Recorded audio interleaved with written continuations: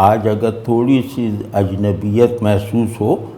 تو اس کو گوارا کر لیجیے گا، یہ ہمارے لیے بہت ضروری ہے اس طرح کے موضوعات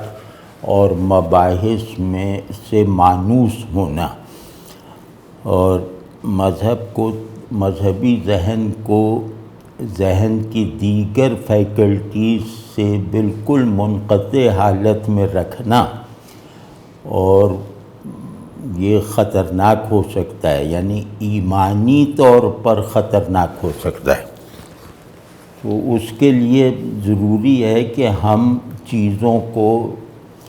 ذرا ایک لارجر سکیل پہ لے جا کر اور اس کو اصولی بنا کر سمجھنے کی کوشش کریں، ورنہ وہ بہت زیادہ آگے چل کے مشکلات کا سامنا کرنا پڑ سکتا ہے، مذہبی ذہن کو، مذہبی کردار کو، مذہبی زندگی کو۔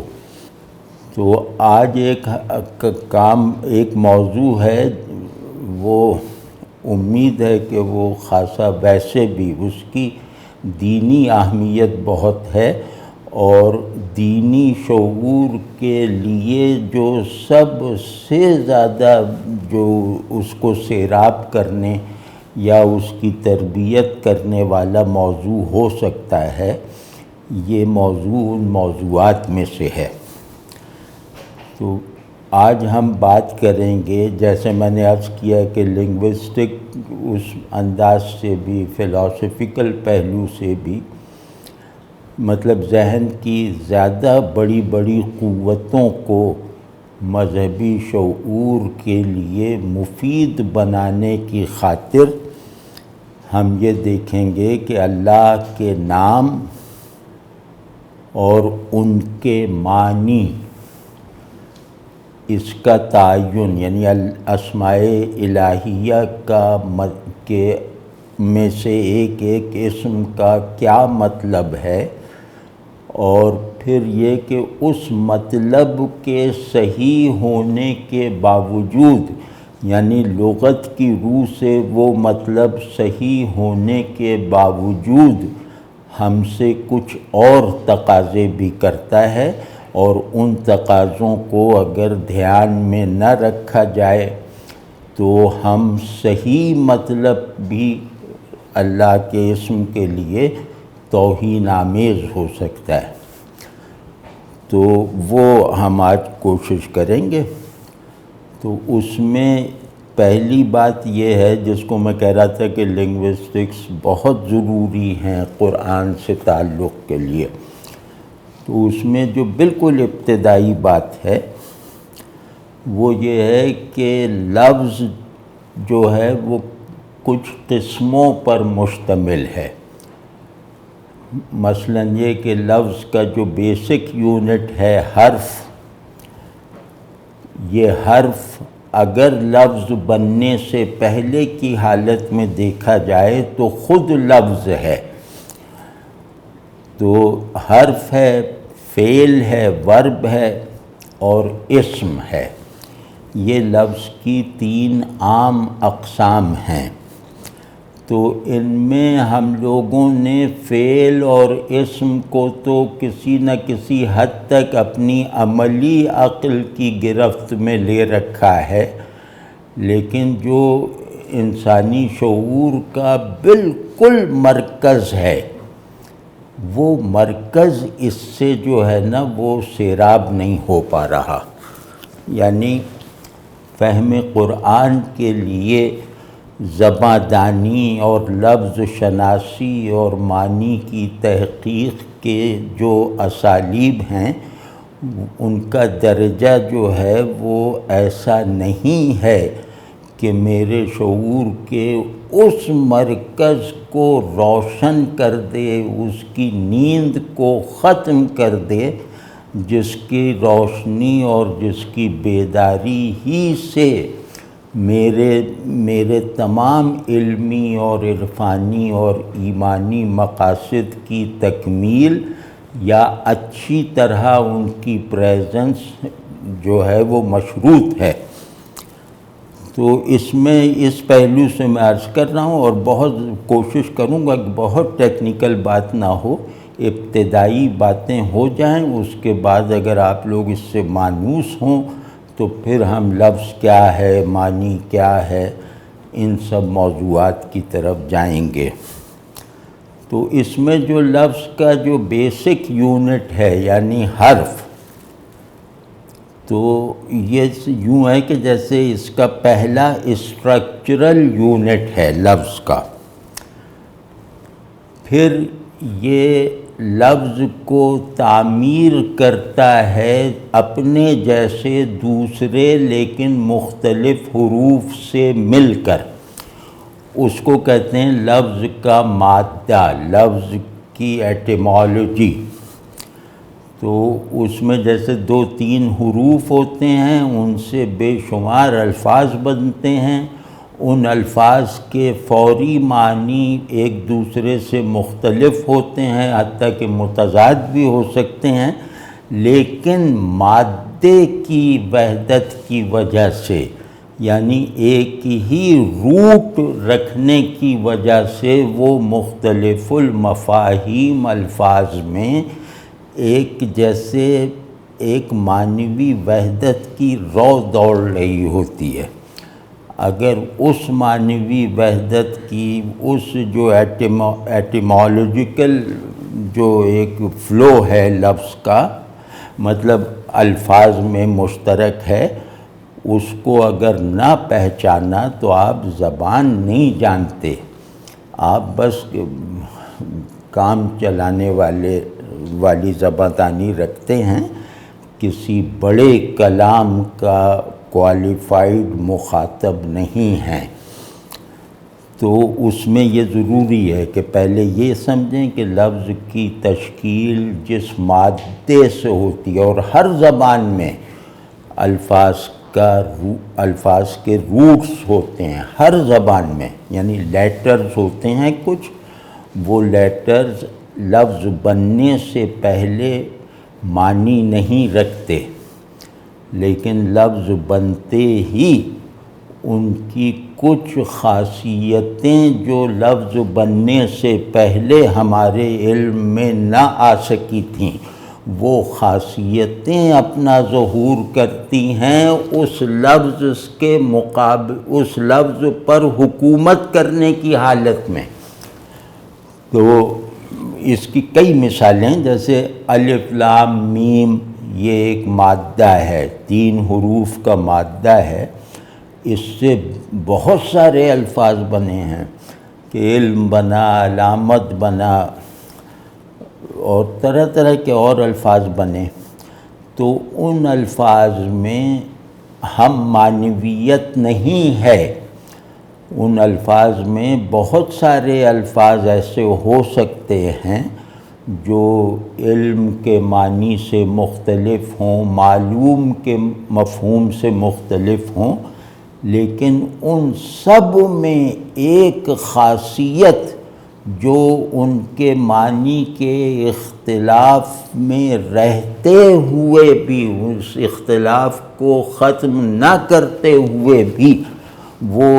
اپنی پریزنس محسوس کرواتی ہے۔ تو وہ جیسے یہ کہ عین لام میم جہاں آئے گا وہاں دوسرے کے جاننے کا تصور ہوگا، اس میں اظہار کا پہلو ضرور ہوگا، اس میں ایک طرح کا علامتی پن ضرور ہوگا، اور اس میں پھر یہ کہ مطلب یوں کہنا چاہیے کہ اس میں نہ جان سکنے کا ادراک بھی موجود ہوگا،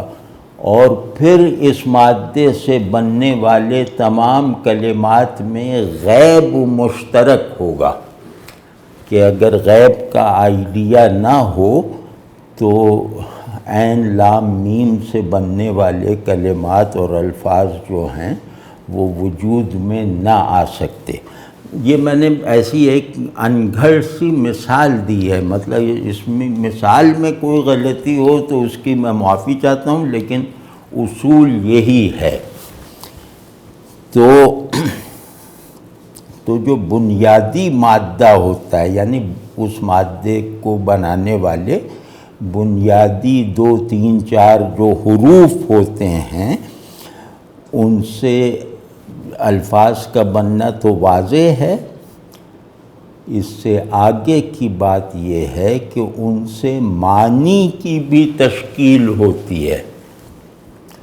یعنی صرف لفظ نہیں بنتا عین لام میم سے، بلکہ عین لام میم سے معنویت کی ایک خاص کیٹیگری، ایک خاص نوع اور ایک خاص ماہیت محفوظ ہو جاتی ہے، ایکسپریس ہو جاتی ہے۔ تو معنی کی بھی تشکیل ان حروف سے ہوتی ہے جو لفظوں میں بلڈنگ بلاکس کی طرح کام کرتے ہیں۔ اور پھر اگر یہ مادہ یعنی یہ روٹ، یہ جس کو کہتے ہیں اشتقاقی مادہ، یہ کچھ حروف سے بنا ہے، اور ان حروف میں کوئی خاصیت ہوگی نا کہ جس کی بنیاد پر وہ ایک دوسرے سے مختلف ہیں، یعنی عین لام نہیں ہے، لام میم نہیں ہے، تو اب ان کا جو 3 طرح کے حروف کا جو ہے وہ بے شمار لفظوں کے روٹ بننے کا جو وہ ہے واقعہ، اس میں یہ بات واضح طور پر دکھائی نہیں دیتی کہ پھر ان میں سے ہر حرف کی ایک معنویت ہوگی، اور وہ معنویت جو ہے وہ ریلیشنل نہیں ہے۔ ہم عادی ہیں ریلیشنل معنی کے،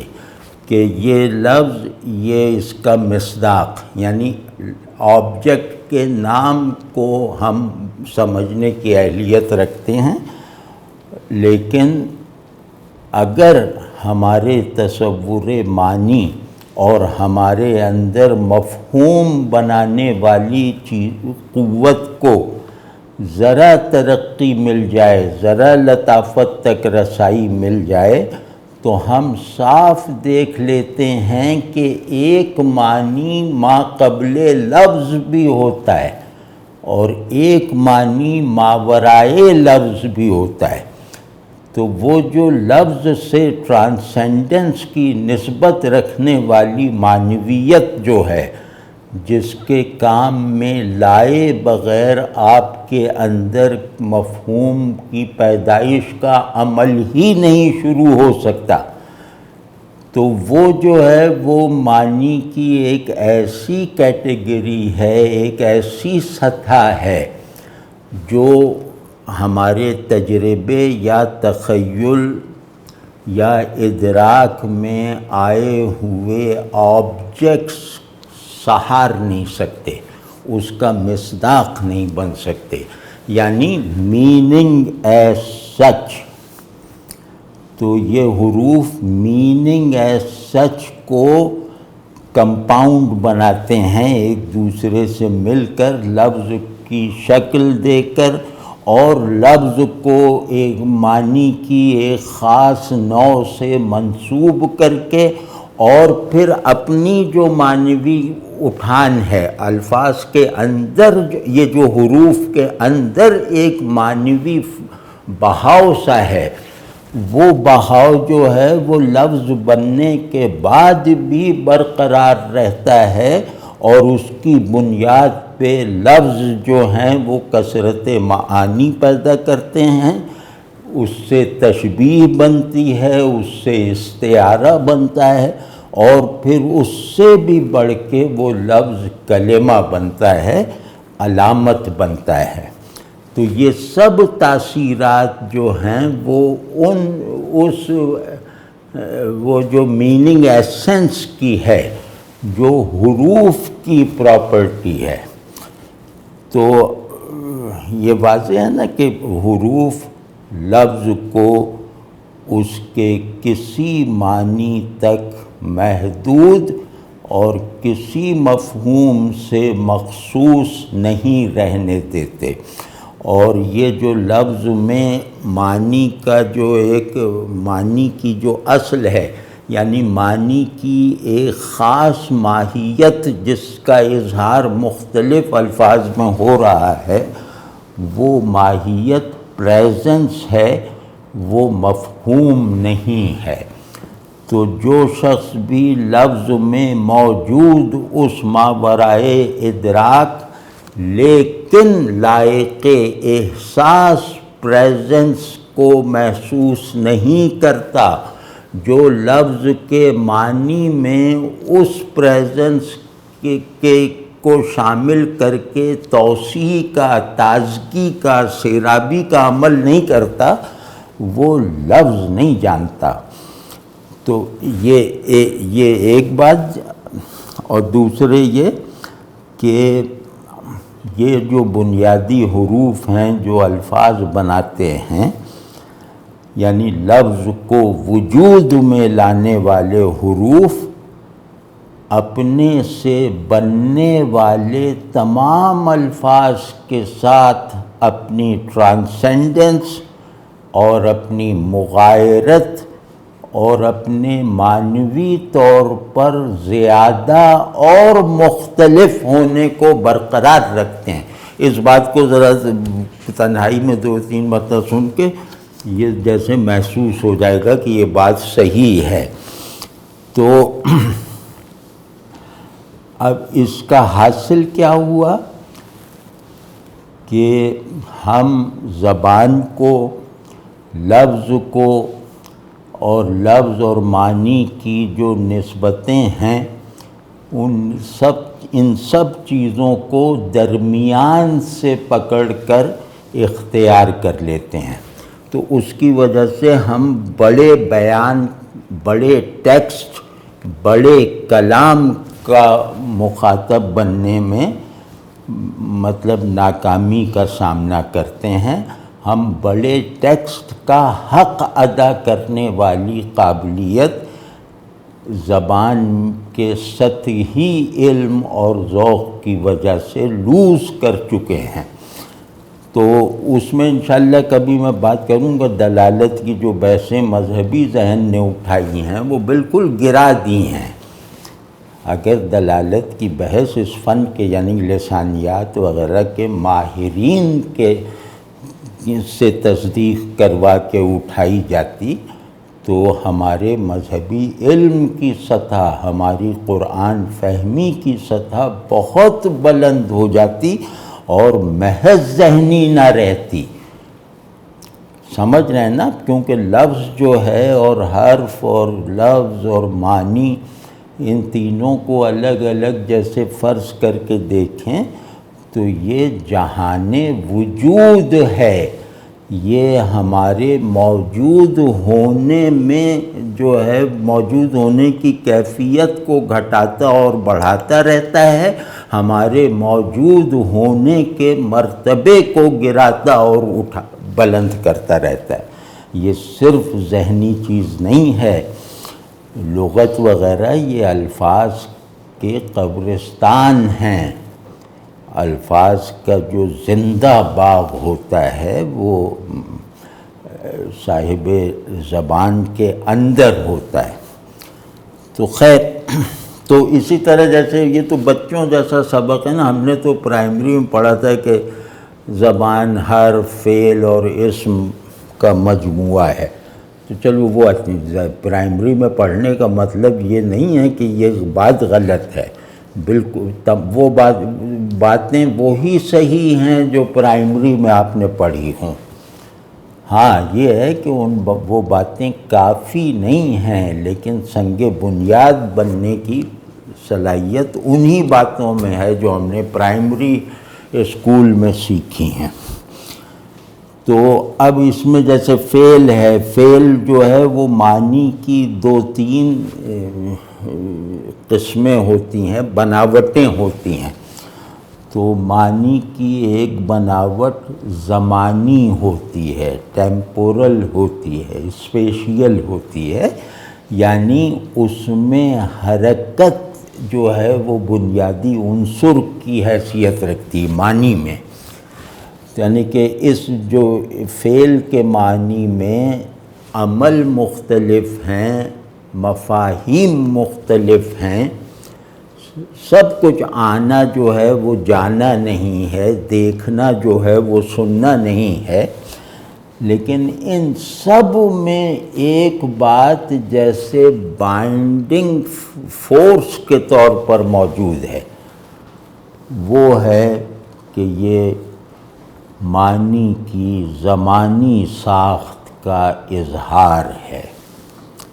تو اس میں بنیادی کردار فعل کا ہے۔ اگر فعل نہ ہو، عمل کی حالت اگر نہ ہو، تو ہم وجود کو مطلب ٹیمپورلائز نہیں کر سکتے، ہم معنی کو سچویشن نہیں دے سکتے۔ تو کئی چیزیں ہیں جو ہم نہیں کر سکیں گے اگر فعل کو ہم زبان سے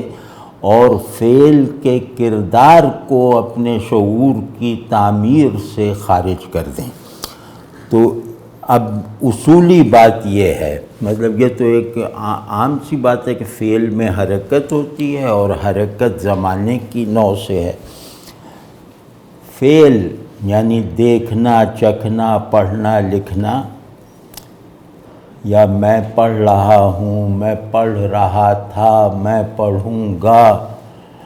وغیرہ، یہ جو ہے اس کا دار و مدار اسم پر ہے۔ اسم سے غیر منسوب ہوئے بغیر فعل وجود ہی میں نہیں آ سکتا۔ فعل کا وجود اسم پر منحصر ہے، اور فعل کے معنی میں جو درجات ہوتے ہیں وہ بھی اسم پر منحصر ہیں۔ یعنی یہ کون کر رہا ہے، کہ وہ آ رہا ہے جس کے آنے سے دنیا بدلے گی،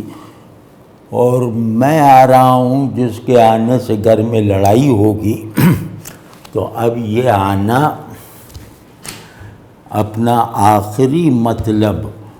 اس بات سے اخذ کرے گا کہ کون آ رہا ہے، کون آیا تھا یا کون آئے گا۔ تو یہ ورب یا فعل یا ایکشن یہ اسم کا ایک عارضی جزء ہے جو اسم کے ایبسلیوٹ ایسنس کو، اسم کی مطلقیت کو ہر طرح کی اضافیت سے متعلق رکھتے ہوئے برقرار رکھتا ہے۔ یعنی یہ دکھاتا رہتا ہے کہ یہ آنا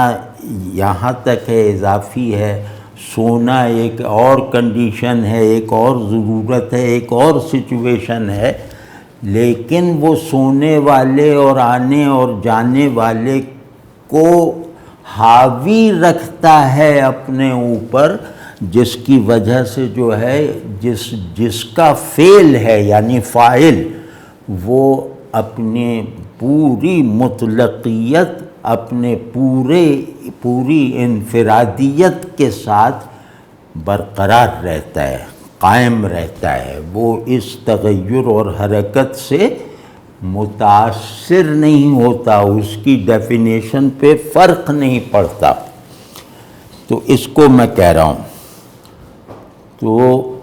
یہ جیسے موٹی موٹی باتیں ہیں، ابھی تھوڑا آہستہ آہستہ کر کے یا ہم لوگ ذرا اس طرح کے موضوعات میں بھی پڑھا کریں۔ تو اب جو رہ گیا اسم، جو آج کے ہمارے موضوع کی بنیاد ہے، کہ اسم کیا ہوتا ہے، اسم سے معنی نکالنے کا عمل کیا ایک سا ہوتا ہے یا اس میں فرق بھی ہوتا ہے؟ یعنی ایک ہی لفظ ہے اسم کی حیثیت سے، تو کیا وہ لفظ یعنی وہ اسم جب بھی جس کی بھی نسبت سے آئے گا ایک ہی مفہوم کا حامل ہوگا، اسے ایک ہی مفہوم میں سمجھنا لازم ہوگا؟ تو ایسا نہیں ہے۔ اسم کے معانی مسمى یعنی جس کا وہ نام ہے اس کے مرتبے کے حساب سے طے ہوتے ہیں. یعنی اسم کا مطلب ہم کبھی بالکل علیحدہ ایک لفظ کے طور پر نکالنے کا حق نہیں رکھتے. ہر اسم اپنے مسمى پر دلالت کرتا ہے. میرے نام کا جو بھی مطلب ہو وہ مطلب اپنی جگہ، لیکن میرا نام جو سب سے پہلے انڈیکیٹ کرے گا وہ مجھے کرے گا. تو اسم جو ہے وہ اس کی دلالت قطعی، اس کی دلالت کلی اور اس کی دلالت اولی وہ اس کا مسمى ہوتا ہے. اس کے معنی بننے کا عمل مسمى کے تعین کے بعد ہوتا ہے، وہ لغت نہیں دیکھی جاتی اس میں. تو اب مسمى اگر بدل جائے تو پھر ایک ہی لفظ، ایک ہی اسم، ایک ہی صفت یا کیفیت یا مفہوم رکھنے والا لفظ وہ مختلف المعانی ہو جاتا ہے. مطلب اگر وہ اسم مخلوق کا ہے اور وہی اسم خالق کا بھی ہے تو اس میں معنی میں زمین آسمان کا فرق ہوگا.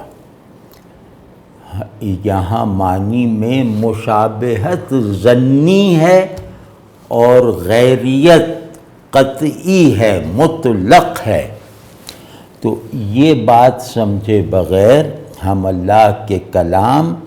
اور اللہ کے اسماء حسنی کو سمجھنے کا آغاز بھی نہیں کر سکتے. تو اس میں ایک بات میں آخر میں ایک بات کہہ کے پھر کوئی اور بات کرتا ہوں. یہ جیسے آج ہم نکات کی شکل میں بات کر رہے ہیں، اس پہ تفصیل رفتہ رفتہ ہوتی رہے گی. امید یہی ہے کہ اسماء الہیہ یعنی اللہ کے کئی نام جو اسی نے ہمیں بتائے ہیں، تو اس میں معنی کی ماہیت یعنی میننگ ایز سچ کیا ہے، معنی کی ماہیت اور دلالت یعنی اس کی انڈیکیشن، اس کا پورا نظام اللہ کی نسبت سے طے ہوگا. یعنی دیکھنا تو چلو دیکھنا میں بھی دیکھ رہا ہوں اور وہ ایک شاہین بھی فضا سے دیکھ رہا ہے، تو میرے دیکھنے اور اس کے دیکھنے میں ہی بہت زیادہ فرق ہے. تو اسی طرح میرا دیکھنا اور میرے خالق کا دیکھنا، اللہ کا دیکھنا، یہ صرف لفظی مشابہت رکھتا ہے. اس میں کوئی معنوی نسبت نہیں ہے، کوئی ایسا عنصر معنی کا نہیں ہے جسے میں اپنے دیکھنے اور اللہ کے دیکھنے میں مشترک سمجھ سکوں یا اس کا وہم بھی دماغ میں لا سکوں.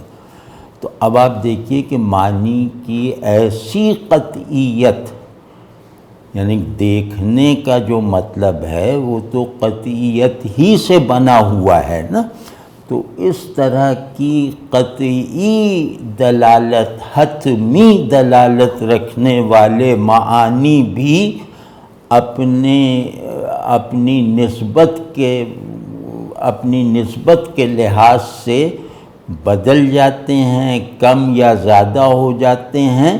بلکہ ایک دوسرے کے بالکل غیر ہو جاتے ہیں، متضاد ہو جاتے ہیں. دیکھنے کا مطلب متضاد ہو جاتا ہے کہ اللہ کا دیکھنا اور میرا دیکھنا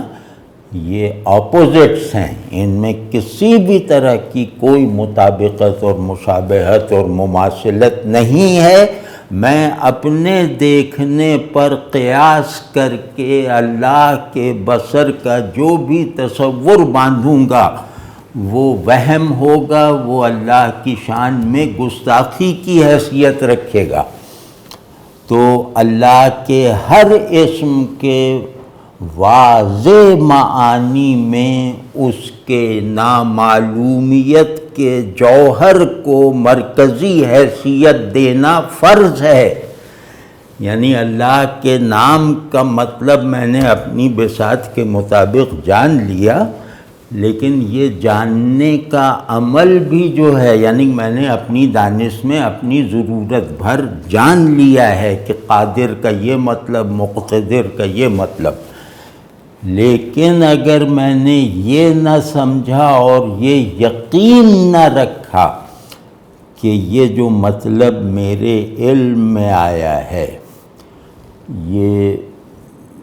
اس سے کہیں زیادہ بڑے معانی میرے لیے نامعلوم ہیں اور نامعلوم رہیں گے، تو اللہ کے بارے میں ہر علم وہ نہ جان سکنے کو جان لینے کی ہر حالت پر حاکم رکھتا ہے۔ اگر یہ کیفیت نہیں ہے تو تم نے کیا اللہ کو جانا، اللہ کو سمجھا؟ تو اللہ کی معرفت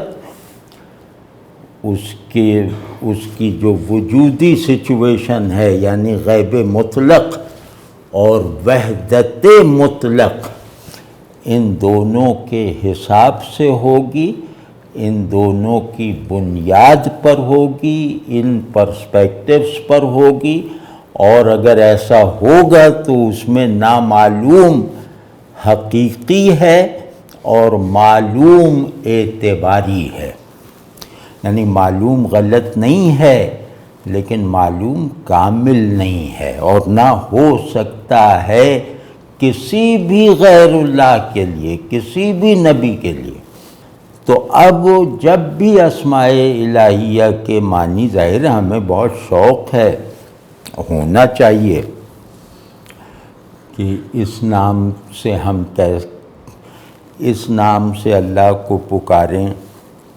تو ذہن میں کیا رکھیں؟ بس پہلا ادب یہ ہے کہ اس نام سے، اللہ ہی کے بتائے ہوئے اس نام سے اللہ کو پکارنے کے لیے ہمارے ذہن میں ایک پیشگی تصور، ضرورت، مقصد اور مراد کیا ہونی چاہیے۔ اب آپ اس اسم کو جیسے اللہ کی پریزنس کا مطلق وسیلہ بنانے کی کوشش کر سکتے ہیں۔ جب بھی وہ نام لیں گے اللہ کا حضور نصیب ہو جائے گا۔ یہ حضور، اللہ کے حضور کا ذریعہ بنانا اسی کے بتائے ہوئے ناموں کو، یہ اسماء الہیہ کی سمجھ کا آخری درجہ اور واحد مقصود ہے۔ تو اب اس میں یہ کہ میں جب بھی کسی بھی اسم الہی کو، جب بھی جیسے ذہن کے لیے کہ لفظ ہے، لفظ میں معنی ہیں اور وہ اللہ نے اس لفظ کو اسی معنی میں استعمال کیا ہوگا جن سے ہم اس لفظ کے حوالے سے مانوس ہیں۔ تو اب یہ سب کر لینے کے بعد کہ قادر کا مطلب مجبور نہیں ہوگا، قہار کا مطلب غفار نہیں ہوتا وغیرہ، تو یہ سب جان لینے اور سمجھ لینے اور اس کے مطابق اپنی پوزیشننگ کر لینے کے بعد مجھے ایک اصول کی ہر صورت میں پابندی کرنی ہے۔ یعنی کچھ پرسپیکٹیوز ہیں، کچھ کنڈیشنز آف میننگ فلنس ہیں، کچھ جو ہے وہ معنی کو المعنی بنانے والے عناصر ہیں۔ ان کو اپنے ذہن سے کبھی اوجھل نہیں ہونے دینا، ورنہ بہت بڑی غلطی ہوگی۔ وہ ہے کہ اللہ کے ہر اسم میں کچھ چیزیں جو ہیں وہ جوہر اور اصول کی حیثیت رکھتی ہیں، یعنی اللہ کے اسم کا کوئی بھی مفہوم اور مطلب، کوئی صحیح مفہوم اور مطلب اسی وقت اللہ کے شایان شان ہوگا، اسی وقت اللہ کو پکارنے میں سچا اور واقعی عمل، مطلب پکار کو واقعی عمل بنائے گا، جب اس میں ان اوصاف کا لحاظ رکھا جائے گا کہ اللہ کے ہر نام کا ہر مطلب لا زمانیت، لا مکانیت، لا متناہیت، لا شریکیت یعنی وحدت محض، اور تنزیہ یعنی ایبسلیوٹ ٹرانسینڈنس اس کا حامل ہوگا۔ ان میں سے کوئی بھی خاصیت اللہ کے کسی بھی نام کے کسی بھی مطلب میں اگر ملحوظ نہ رکھی گئی عقیدے کی طرح، تو وہ نام پھر اللہ کا نہیں ہے۔ ہم نے اللہ کے نام کو اس کے بندے کے نام پر قیاس کرنے والی غلطی اور گستاخی کی ہے۔ تو اتنا بس، یا اب اس سے اتنا بڑا اسپیس مل جاتا ہے نا کہ قدرت ہے، ہاں قدرت ہے، قدرت لا زمانی ہے، لا مکانی ہے، لا متناہی ہے، اور بالکل مطلق ہے، اور پھر سمجھے جا سکنے سے مطلقاً ماورا ہے، یعنی ہم اسے دیکھ نہیں سکتے، ہم اسے پوری طرح سمجھ نہیں سکتے۔ تو اب اتنے اہتمام کے ساتھ، اتنے پرنسپل پرسپیکٹیوز کے ساتھ جب میں کہوں گا یا رحمان، جب میں کہوں گا یا غفور، تو اب آپ خود سوچ لیجئے کہ میرے اندر معنی کو قبول کرنے کی ایک نئی استعداد پیدا ہو جائے گی،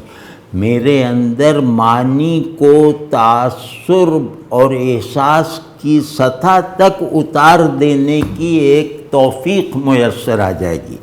اور میرے اندر ہر معنی کو اپنے لیے ایک نوٹ آف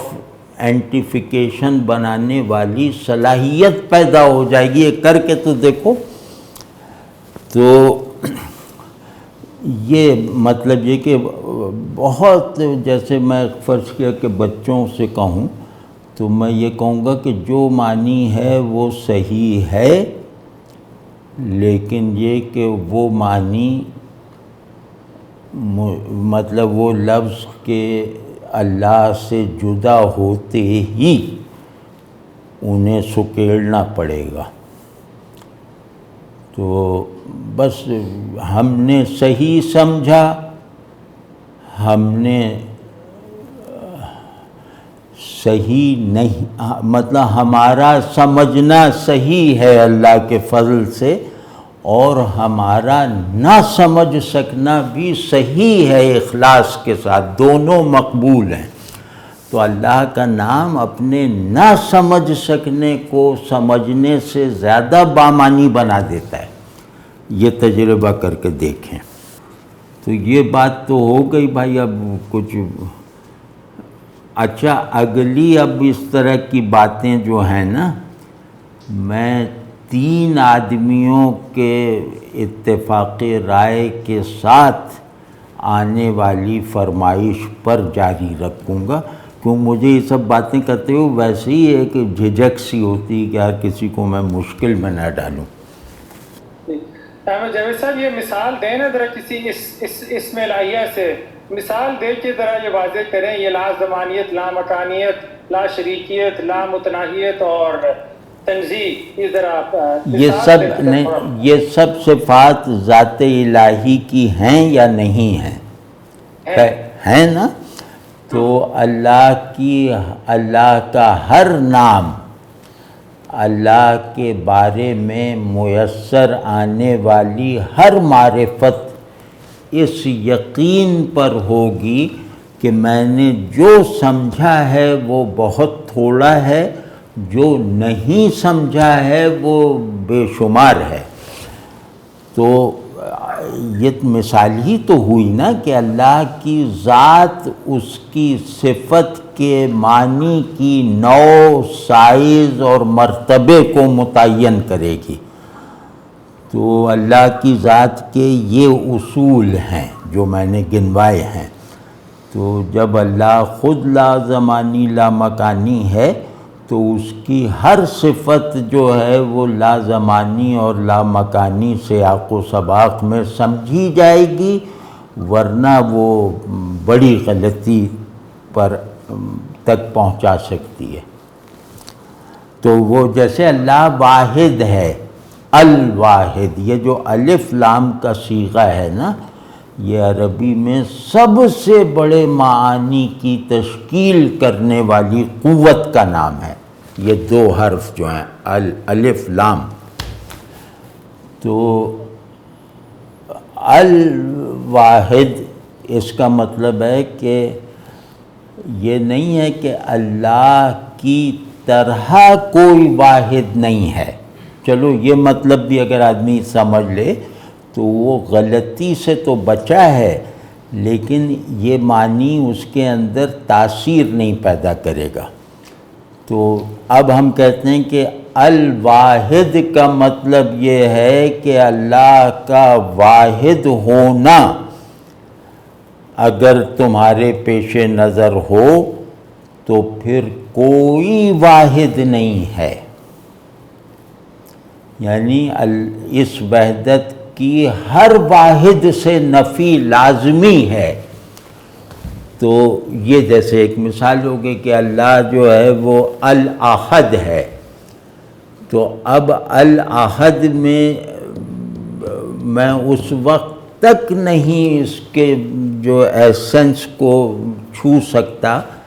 جب تک میں یہ نہ کہوں کہ اگر اللہ موجود ہے، اللہ کے موجود ہونے کی ڈیفینیشن اور سچویشن کو پیش نظر رکھا جائے تو کوئی موجود نہیں ہے۔ تو اس طرح کی مثالیں اور بھی ہیں بہت ساری۔ اور دوسری بات یہ ہے کہ دیکھیں دو مفاد ہوتے ہیں، ایک ہے کہ میں اللہ کی درست اور پر تاثیر معرفت میں رہوں، یہ ایک مقصد ہے، اور دوسرا مقصد یہ ہے کہ میں اللہ سے غافل نہ رہوں، اللہ کی حضوری میں رہوں۔ ان دونوں کے لیے دماغ بڑا چاہیے۔ ان دونوں مطلب ہمارے ماحول میں جو ہم جیسے جو لوگ پڑھے لکھے ہیں، جو کسی فیلڈ میں اسپیشلائز کر چکے ہیں اور یہاں باتوں کو اوور سمپلیفائڈ رکھنے کی ضد کیے ہوئے ہیں، یہ نفاق ہے۔ تو اللہ کی پریزنس یہ اور اللہ کی معرفت، ان دونوں کے لیے بڑا دماغ، بڑا دل، بڑا ارادہ اور بڑا ایثار وہ لازم ہے، وہ ضروری ہے۔ تو تیسری جو قسم ہے وہ ایک اللہ کا خاص انعام ہے کہ جو آدمی قرآن بھی نہ پڑھ سکتا ہو، معذور ہو، جس کو نماز بھی ٹھیک طرح سے کوشش کے باوجود نہ آتی ہو، وہ ہو سکتا ہے کہ وہ اللہ کے عارفوں اور اللہ کے عاشقوں سے آگے نکل جائے۔ وہ اللہ کی ایک خاص مہربانی ہوتی ہے جو ہمارے لاشعور میں جھانک کر وہ عطا فرماتا ہے۔ ہمیں بھی نہیں پتہ کہ ہمیں کس بات کا یہ انعام مل گیا، وہ ایک الگ ہے، لیکن وہ بہت ہی ایکسیپشنل ہے۔ جو اللہ سے تعلق کی ان دو اسٹیٹس میں رہنے کو اپنا مقصد بنانا سب پر فرض ہے۔ تو اب اس فرض کو پورا کرنے کی یہ دو قسمیں ہیں، مطلب یہ دو میتھڈس ہیں، تو ان میں تھوڑا سا مطلب محنت کرنی چاہیے، اور مطلب یہ کہ ہر آدمی کے تجربے میں ہے کہ اس نے اپنی پروفیشنل تعلیم کے لیے ذہن پر جتنا زور ڈالا تھا اتنا اللہ کی معرفت میں اتنا اس سے زیادہ زور ذہن پر ڈالا یا نہیں، تو ہمیں اپنی حالت کا اندازہ ہو جائے گا۔ یہ کیسے ممکن ہے کہ میں اللہ کو مانتا ہوں اور اللہ کا حکم ہے کہ تدبر کرو، تفکر کرو، یہ اللہ کی نشانیوں میں تمہیں رکھا ہوا ہے، ہم نے اپنی نشانیوں میں تمہیں رکھا ہوا ہے، تم اس ریئلائزیشن کے ساتھ دنیا میں رہو، تو میں اس کو نظر انداز کیے رکھوں زندگی بھر؟ میں اس کو ایکسپیرینس کرنے اور ایک ایکسپیرینس بنا لینے کو اپنے ذہن اور اپنے ارادے کی سب سے بڑی متاع اگر نہ بناؤں تو پھر مشکل ہے۔ تو آپ دیکھتے ہی ہیں کہ لوگ وکیل بہت اچھے، میں جانتا ہوں بہت زبردست بحث کر لیں گے، فلسفے پہ گفتگو بہت اچھی کر لیں گے، لیکن جیسے ہی اللہ کے حوالے سے ذہن میں، یعنی اللہ میرے ذہن کی کس سطح پر ہے، اگر یہ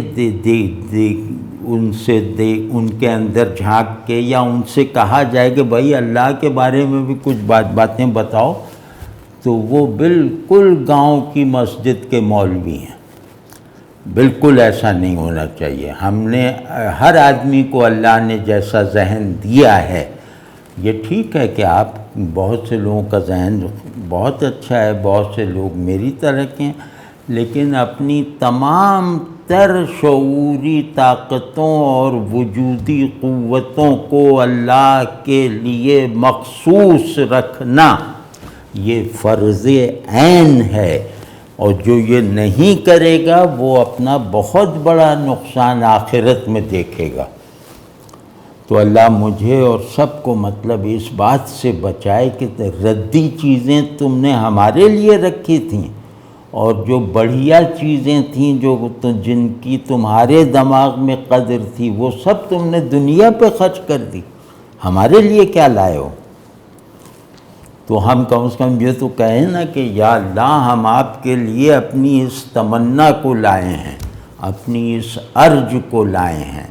یا اللہ ہم اپنی اس پیاس کو لے کر آئے ہیں جسے ہم نے دنیا کے کسی پانی سے نہیں بجھنے دیا، یہ کہنا ضروری ہے۔ تو مجھے اللہ کا شکر اس بات پہ تو ہے کہ وہ کوئی سوال جواب ہوا نا، تو میں اتنا تو کہہ ہی دوں گا کہ یا اللہ آپ ہی کو سوچا، آپ ہی کو جانا، یعنی جیسا تیسا بھی آپ ہی کے ساتھ رہا،